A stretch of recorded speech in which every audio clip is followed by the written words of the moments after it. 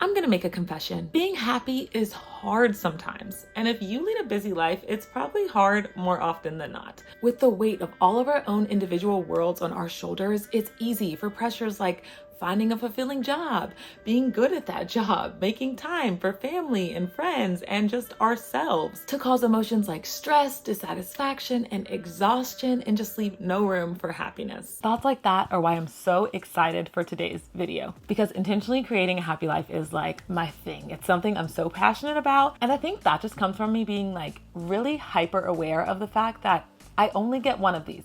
One life, that's it. There's no point, regardless of how young I am, because, that's what you hear all the time. Oh, you're so young, like go do XYZ later. No, regardless of how young I am, there's no point in spending any time where I'm not enjoying this thing called life. If you feel the same way, then hang around to see what practical, research-based ways I've found that have been beneficial for cultivating happiness, because we all deserve to be happy. The happiness strategies I share today are all based on research and happiness expert opinion. Isn't it cool that happiness experts are even a thing? I don't know. I thought it was pretty cool when I found out. Like I said, I live for this stuff. So to know that other people live for it enough to make it their whole profession, I thought that was cool. So what I'm going to do now is nerd out for like 30 seconds, if you'll allow me, about why the people who helped teach me what I'm going to talk about in this video are happiness experts.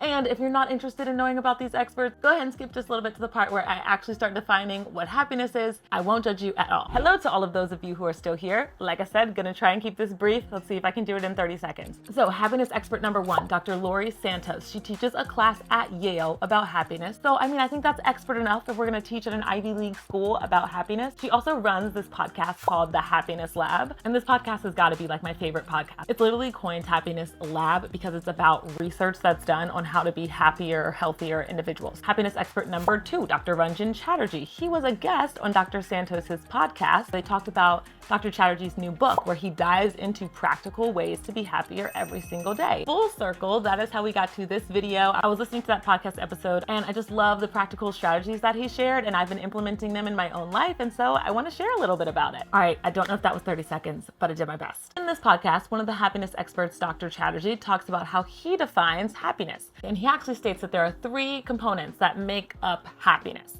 And he even gives it like a little visual for us, and think of these components as a three-legged stool. So the idea is, you take away one of the legs, the stool cannot stand. You need all three things, and that's gonna lead to your stool standing up or your life being happier. Component number one is alignment. And alignment is all about if our inner selves are lining up with what we show as our outside persona to the world. And overall, the idea is that we're gonna be happier if they are. If who we are inside lines up with who we are outside, so we don't have this like stress of the dichotomy that we're trying to uphold. So there's this example about alignment that's shared in the podcast that was really powerful for me for understanding why it might lead to unhappiness if my inside self doesn't match up with my outside self. Here's the example. Imagine you're going for a huge promotion at work. You deserve this promotion. You've been in this job for like a year or so. You knew it was gonna come up. Billy Joe Bob finally quit. And now, boom, you and Sarah, I don't know who Sarah is, you and Sarah are up for a promotion. So the race for the promotion gets real tight, and you and Sarah are neck and neck. So for this week, you shut out your whole family. You don't talk to them anymore. You gotta focus on your promotion. For this week, you don't engage with your partner. You don't have chats with them at dinner. You don't have time to like check on them throughout the day. You're busy focusing on your promotion. And then maybe at lunch, you even slide in a tidbit about how you heard that Sarah is planning on going on vacation in a month or so. So why would they want her for the promotion? So end of the week, you get the promotion. Yay! But are you happy? Not fully. And here's why. Why is because you're somebody who cares about your family. So you've been sad all week that you've been shutting them out. And you're somebody who loves your partner. So you've been sad that you haven't been communicating with them. And hey, Sarah's actually kind of nice, but now you've downed her and everyone knows that you cheated to get ahead. So there it is. Three things right there where your outside self did not align with your inside self, and now you're not happy and you thought that you were getting the thing that would make you happy. How do we get in alignment? The recommendation that's mentioned in the podcast is to try to just write down some values of yours.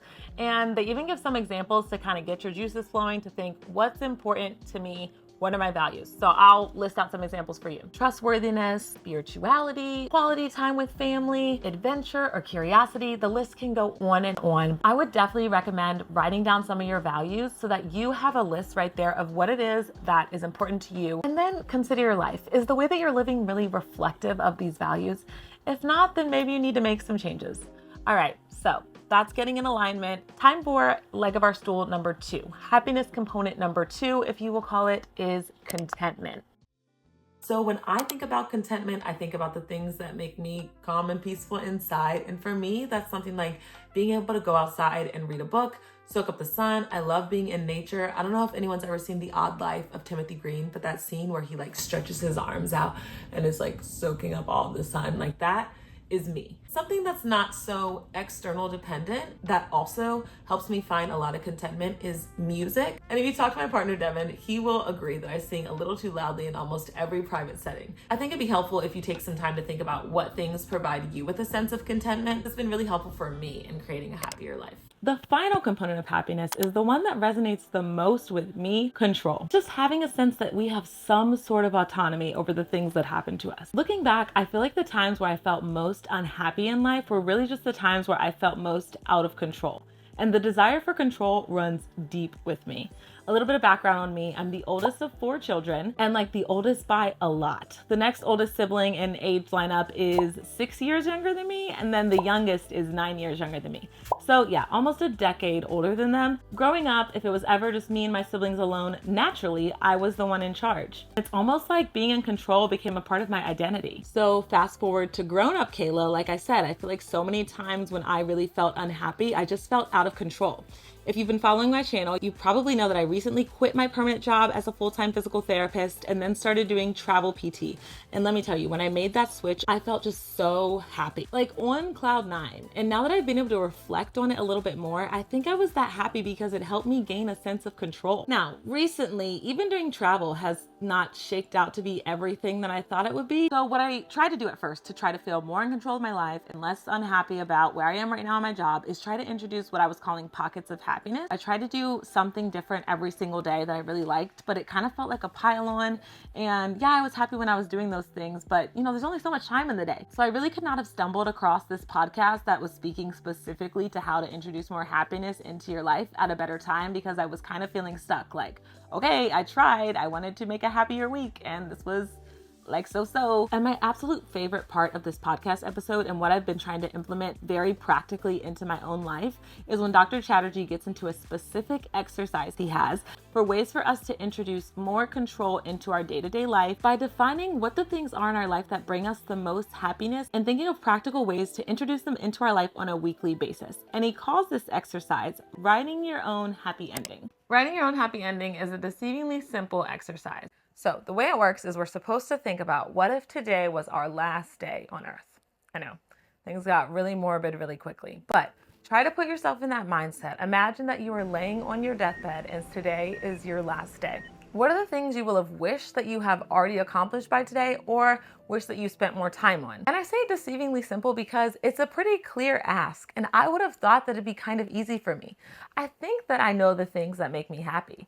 Like, I like to travel, I like to see new places, and I like what it feels like to be on vacation. On the simpler side, I really love sitting down and binging a good Netflix series, and my guiltiest pleasure is I will watch any reality TV show you give to me. Sometimes I think, oh, this one's too trashy, I won't really like it, but I always finish them. So those are the things that I like. But when I think about it, like I think about if I were to be dying today, those aren't the things that I will have wished I spent more time on. Death is a scary thing. And when I think about why I'm afraid to die, my brain immediately goes to losing or not having more time with the people that I love and knowing that I won't get to see them anymore. There's something about your life partner.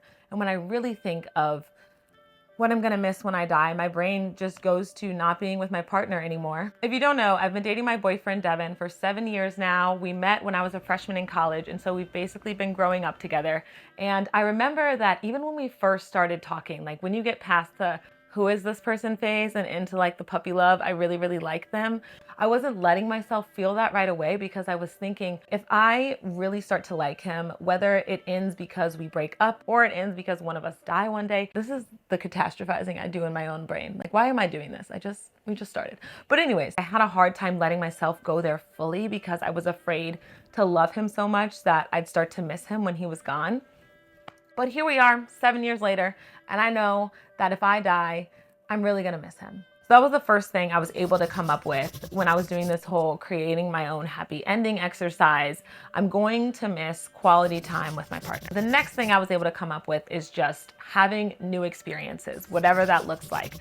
Whether it's something small like trying a new park or something big like going to Dubai, I want to make sure that I have lots of new experiences in life. And then the last thing is just following my passions. When I become really passionate about something, it ends up driving my life. And I like that about myself.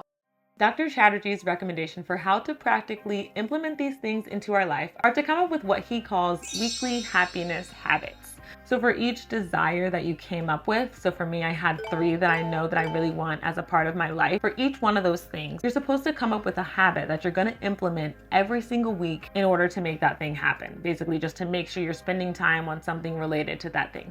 Now, these weekly happiness habits can kind of vary in their frequency. Maybe for you, your weekly habit happens every single day of the week or 3 times that week, or it's okay that you just do it once a week. It's important to me to try to make these habits physical, like actually write them down, type them out, and put them somewhere that I know I'm gonna see every single day. Welcome to my Notion home. Notion is something that I just recently started getting into. I thrive off of organization. I really love creating organization in my life. It makes me feel calm and zen and like everything is right in the world. And so I'm trying to get into Notion. A lot of people organize their entire life through it, and I'd like a place for my entire life to be organized. Here is where I went ahead and put out my weekly happiness habits. So I put them at the bottom of my Notion home because I'm making a commitment to myself to check it every single day and make that something that I look at. So it's in my face, it's there. Maybe for you, you want to add it to your notes app or put a reminder on your phone, or maybe even make it your home screen. Give me some grace. I haven't started yet. I just recently listened to this podcast and I wanted to make time to reflect on it, take notes, and then make this video before I started with my happiness habits. So I promised myself that it's something that I will start next week, which is why none of the check boxes have been checked off yet. So these are my habits. I want to make sure that I'm working on at least 1 YouTube video a week. It goes back to the thing I said about working on my passions. I'm really passionate about YouTube right now. It's something that I'm enjoying doing. I love being able to share the things that I learned about happiness, how I tried to intentionally make my life happier, and just what it is that's going on in my life right now. So I feel happier when I know that I'm working on it and building it. The next thing is exploring 1 new place every week. So again, it's not something I'm doing every single day. For me, this is just a once a week thing. Sometimes this looks like bigger things like skydiving or going to a completely new city for me, but it's not always going to be big like that. And I think that I'll still draw happiness from it. And then the last thing is 30 minutes of uninterrupted us time each weekday, which is just time that I've decided that Devin and I are going to hang out and do anything that involves just us. So yeah, those are the habits that I want to start doing, and I'm going to try to make sure I do every single week. We'll see how it goes, but I definitely think that after going through that exercise, I've really been able to define what it is that makes me happy in life. And I think that if I implement them, I will just have happier days. The other thing that you may have noticed I have on my Notion home is this area blurb at the top, 5 things I love about me. That comes from the final thing that I want to share that I learned from listening to the podcast. He talked about writing yourself a love letter, a literal letter that you write out. Sounds kind of antiquated. I mean, you can type it out, and it's just all about why you love yourself. And I don't know about you, but when I hear that, I think, yeah, I'm probably not going to do that. I don't know. It's just kind of uncomfortable thinking about talking about myself for that long. And to be fair, Dr. Chatterjee even talks about people like you and me if you are feeling what I'm saying right now. And he says that those of us who have the most difficult time trying to sit down and write ourselves a letter are probably those of us who need to do it the most, which is fair. But like, don't come for me like that. But if you're someone who wants to start a little bit smaller, you're in good company. And his recommendation was to maybe just write out 5 things you love about yourself, like the age-old positive affirmations. And all of us know what affirmations are, just nice things we say about ourselves and repeat them out loud so that we believe them more. But they really can be so beneficial to our health and happiness. If it's hard for you to come up with even 5 things that you love about yourself, start small. Do 3, do 1. And if you're having a hard time even coming up with a couple of things you love about yourself, think about what your family or friends or people who have met you would say that is great about you, and start there. I included these things on my Notion homepage because, like I said, it's something that I want to make sure that I look at every single day. So I got it there, and I've made a promise to myself to repeat them out loud every single day, no matter how uncomfortable it might feel. So here goes nothing. 5 things I love about me. I'm giving with those I love. I really thrive off of organization, and I've been able to implement that into my life. I love being organized. I love the way it makes me feel.